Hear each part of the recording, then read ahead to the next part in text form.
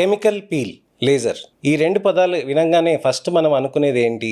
అసలు ఈ స్కిన్ పైన విపరీతమైన బర్న్స్ ఉండటం, అలానే లేజర్ చేయంగానే చర్మం పైన రా ఏరియాస్ అయిపోవటం, అలానే విపరీతమైన డౌన్ టైం ఉండటం, ఇలాంటివన్నీ ఆలోచనకి వస్తాయి. మనం ఇక్కడ గమనించాల్సింది ఏంటంటే కెమికల్ పీల్ కానీ లేజర్ కానీ చాలా సైంటిఫిక్గా ఎఫెక్టివ్గా పనిచేస్తాయి. కెమికల్ పీల్ అనగానే మనకి ఇక్కడ చర్మంలో పుట్టు రావటం అనేది ఈజీగా జరగదండి. అవి ఎక్స్ఫోలియేటివ్ పీల్స్తో మాత్రమే జరుగుతాయి. లేజర్స్ చేయటంతో చర్మంలో మనకి విపరీతంగా డౌన్ టైం అయిపోతుంది, ఎండకి వెళ్ళకూడదు అని చాలామందికి అపోహ ఉంది. లేజర్ అనేది పిగ్మెంటేషన్ కోసం చేసినప్పుడు మన పనులు మనం చేసుకోవచ్చు, అసలు ఎటువంటి ఇబ్బందులు అనేటివి ఉండవు. అసలు కెమికల్ పీల్ లేజర్స్ అనేటివి మేము ఎన్నో వేల సెషన్స్ అనేటివి మేము మా క్లినిక్లో చేశామండి. ఎంత మంచిగా ఉంటాయి అని అంటే చక్కగా రిజల్ట్స్ అనేటివి వస్తూ ఉంటాయి, అలానే బెనిఫిట్ అనేది కూడా ఉంటాయి, సేఫ్టీ కూడా ఎక్కువగా ఉంటాయి. అసలు పీల్స్ అనేటివి ఏ కండిషన్లో చేయాలి, క్రీమ్ పెడితే మనకి సరిపోతుందా, పీల్ పెడితే బెటర్ అవుతుందా, లేజర్ చేస్తే బెటర్ అవుతుందా, పికో సెకండ్ లేజర్స్ అంటే ఏంటి, నానో సెకండ్ లేజర్స్ అంటే ఏంటి, కెమికల్ పీల్స్లో ఎన్ని రకాలు ఉన్నాయి, ఇవన్నీ ప్రశ్నలు ఉంటాయండి చాలామందికి. అందుకోసమనే ఈ వీడియోతోటి మీ అనేక సందేహాలకి, అపోహలకి, ప్రశ్నలకి జవాబుగా నా ఇన్ఫర్మేషనల్ అవేర్నెస్ వీడియోతోటి నేను మీ ముందుకు వచ్చాను.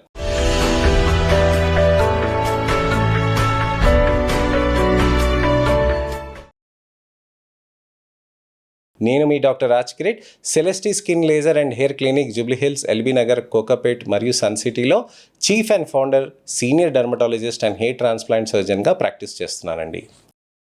ఎప్పుడైనా కానీ కెమికల్ పీల్ కానీ లేజర్ కానీ మనం పదం వినంగానే మనకి గుర్తొచ్చేటివి రా, ఎరోడెడ్ స్కిన్స్, అలానే బర్న్ స్కిన్స్, ఇవన్నీ ఎక్స్పెక్ట్ చేస్తూ ఉంటాం. కానీ లేజర్స్ అనేటివి కొత్త రకం టెక్నాలజీస్ వచ్చాయి. మనకి చైనీస్ లేజర్స్ యూస్ చేస్తే ప్రాబ్లమ్స్గా ఉంటాయి, కానీ ఇతరత్ర లేజర్స్ FDA అప్రూవ్డ్ డివైజెస్ వాడితే మనకి మంచి రిజల్ట్స్ అనేటివి వస్తాయండి సేఫ్గా. అసలు కెమికల్ పీల్ అంటే ఏంటి, ఏం చేస్తుంది ఇది? మనకి సాలిసిలిక్ యాసిడ్ కానీ, గ్లైకాలిక్ యాసిడ్ కానీ, మాండలిక్ యాసిడ్ కానీ, సిట్రిక్ యాసిడ్ కానీ, ఆస్కార్బిక్ యాసిడ్ కానీ, లాక్టిక్ యాసిడ్ కానీ, ఇలాంటి అనేక రకమైన ఫ్రూట్ యాసిడ్స్ ఉంటాయి. ఇవి ఫ్రూట్ యాసిడ్స్ కాబట్టే మనకు వాటిని కెమికల్స్ అని అంటారనమాట. సార్ యాసిడ్స్ అంటున్నారు, మన చర్మంలో మనకి ఏమైనా ఇబ్బందులు అయిపోతాయి కదా, ఆబ్వియస్లీ కదా అని చాలామంది ఆలోచిస్తూ ఉంటారు. ఒక మాట చెప్పండి, మీరు పెరుగు తింటూ ఉంటారు కదా ప్రతిరోజు. పెరుగులో మనకి లాక్టోబాసిల్లస్ అనేది ఒక బ్యాక్టీరియా అనేది ఉంటుందని మనం చిన్నప్పుడు చదువుకున్నాం. ఈ లాక్టోబాసిల్లస్ ఏదైతే ఉందో అక్కడ పాలల్లో వేసినప్పుడు, అంటే పెరుగు తోడు పెట్టడం ఎలా చేస్తాము, మనం ఒక పెరుగు తీసుకొని పాలల్లో వేస్తాం. పాలల్లో ఏ విధంగా అవుతుంది, అక్కడ మనకి లాక్టోబాసిల్లస్ పెరిగి ఫర్మెంటేషన్ అయ్యి దాంతో మనకి పాలు అనేది పెరుగుగా మారుతుంది. ఆ లాక్టోబాసిల్లస్ ఏం చేస్తుంది, అక్కడ బై ప్రోడక్ట్గా లాక్టిక్ యాసిడ్ అనేది ప్రొడక్షన్ అవుతుంది. ఆ లాక్టిక్ యాసిడ్ మనం తీసుకొని పెరుగు మన చర్మం పైన పెట్టుకుంటే ఏమవుతుంది, కొద్దిగా మాయిశ్చరైజేషన్, హైడ్రేషన్ వస్తుంది కదండి. ఈ మాయిశ్చరైజేషన్, హైడ్రేషన్ వచ్చింది ఎందుకు వస్తుంది, ఆ లాక్టిక్ యాసిడ్ తోటి. ఇప్పుడు నేను చెప్పాను కదండి, లాక్టిక్ యాసిడ్ అన్న లిస్ట్లో ఉంది కదా, అదే సేమ్ థింగ్. మరి సేఫే కదా, మనం రోజు తింటున్నాం కదా, మనం అప్పుడప్పుడు చర్మం పైన పెట్టుకుంటున్నాం కదా, ఇది కూడా అంతే. అలానే మనకి సిట్రిక్ యాసిడ్, ఆస్కార్బిక్ యాసిడ్ అంటే ఏంటి, వైటమిన్ సి. ఈ వైటమిన్ సి అనేది ఏంటి, మన చర్మం పైన పెట్టినప్పుడు అక్కడ స్కిన్లో హైడ్రేషన్ అనేది చేసి చర్మాన్ని రీజువనేట్ చేస్తూ ఉంటుంది, యాంటీ ఆక్సిడెంట్ ఎఫెక్ట్ అనేది తీసుకొస్తూ ఉంటుంది. రోజు మనం అప్పుడప్పుడు నిమ్మకాయ పిండుకొని తింటాం కదా, అలానే మనము బత్తాయి కానీ, నారింజ కానీ అలా తీసుకుంటూ ఉంటాం కదా, అలానే మనం ఉసిరికాయలు కూడా తింటాం కదా, అన్నిట్లో సిట్రిక్ యాసిడ్, ఆస్కార్బిక్ యాసిడే ఉంటుంది. వాటి నుంచి తీసి తయారు చేసేదాన్ని ఫ్రూట్ యాసిడ్స్ అని అంటారు, వాటినే కెమికల్ పీల్స్ అని అంటారు. సో కెమికల్ పీల్స్ అనేటివి ఒక స్టాండర్డైజ్డ్ రెజిమెన్లో మనం వాడితే దాన్నే మనం కెమికల్ పీల్స్ అని అంటాం. దీంట్లో రెండు రకాలు ఉంటాయండి, ఒకటి ఎక్స్ఫోలియేటివ్ పీల్స్, ఒకటి నాన్ ఎక్స్ఫోలియేటివ్ పీల్స్. ఎక్స్ఫోలియేటివ్ పీల్స్ అని అంటే మనం చర్మం అంతా ఇలా పొట్టు లేచి వచ్చేస్తూ ఉంటుంది, అప్పుడు మనం సన్ స్క్రీన్, మాయిశ్చరైజర్, అలానే ఫేస్ వాష్ అనేది వాడుకుంటూ ఉండాల్సిన అవసరం ఉంటుంది.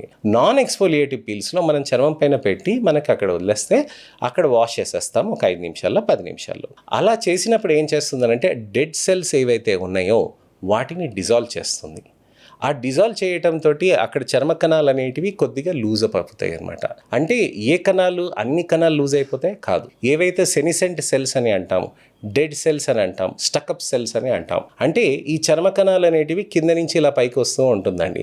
ఇలా పైకి వచ్చేదానికి అక్కడ మనకి ఎపిడర్మల్ సెల్ టర్న్ ఓవర్ అని అంటాం అనమాట. అంటే ఇక్కడి నుంచి ఇక్కడ దాకా వచ్చేస్తుంది. సో ఇక్కడ దాకా వచ్చి ఇక్కడ నిలబడి తర్వాత పడిపోతుంది. సో ఈ విధంగా పడిపోయేదాన్ని మనం ఎక్స్ఫోలియేషన్ అని అంటాం. అక్కడ ఈ స్టేజ్లో ఎక్కడైనా కానీ ఇరుక్కుపోయింది అనుకోండి, దాని స్టకప్ సెల్స్ కానీ సెనిసెంట్ సెల్స్ అని అంటాం. ఈ సెనెసెంట్ సెల్స్ అనేటివి అక్కడ ఉండి అక్కడ ఏది పని కానియకుండా అక్కడ ఆపేస్తూ ఉంటుంది అనమాట.